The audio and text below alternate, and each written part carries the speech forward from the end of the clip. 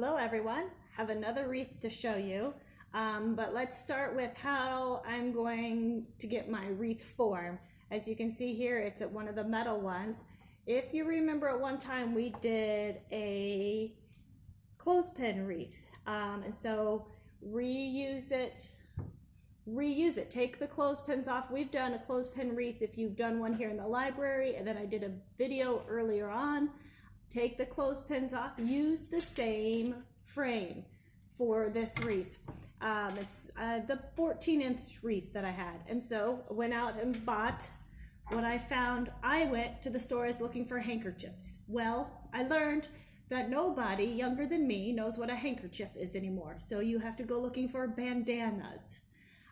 They are hard to find right now, but I'm bringing you this idea because actually a lot of red, white, and blue things should start to be clearancing, even if tablecloths or anything like that that can be used. Because essentially I'm taking a handkerchief and I have it still folded like that. You cut it right down the seam.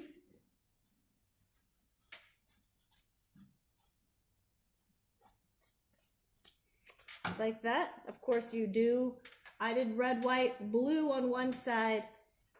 I did, I would say, the lighter side on the inside. You just gather it up and put it in half, try to even it out. I made sure that I turned it over so that the underneath would be what looks like it's standing up. And then of course you have to equal it out again. It's not, I've watched several videos. It's not as easy and quick as it shows in the video, but you pretty much, you're folding it through like that and you're tightening it down. But just like with any craft, you've got to work at it and work at it and work at it until you get the look that you want. If you have it in there, if you want it tighter, you're going to have to use more handkerchiefs. This one at a 14-inch, I had 4 red and 4 white ones to do. Of course, you cut them down the center. If you cannot find that, you could use a material. A handkerchief is 22 inches square, so you can do that. Factor that in, what material you want to do on it. And so I have it this way, and then I decided, okay, what I want to do here, if I want to do stars, I bought just a little pack of wooden stars at, looks like they're from Walmart. It's a pack of 6 stars. I think it wasn't even $3. I've spray painted the stars white, and so maybe if I like it, I'm going to hot glue a couple stars here. Hot glue it like this. I haven't decided if that's how I like. So I also bought, as we start having more 4th of July items clearance. Look, it's another 4th of July star, but I bought it because I knew I could use the back.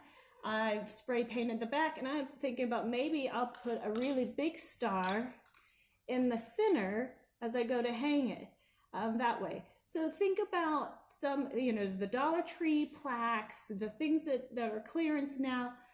You see the shape. Don't always see what decoration is on the front. See the shape where you can paint or you can move the paper backing on it and use it for something else.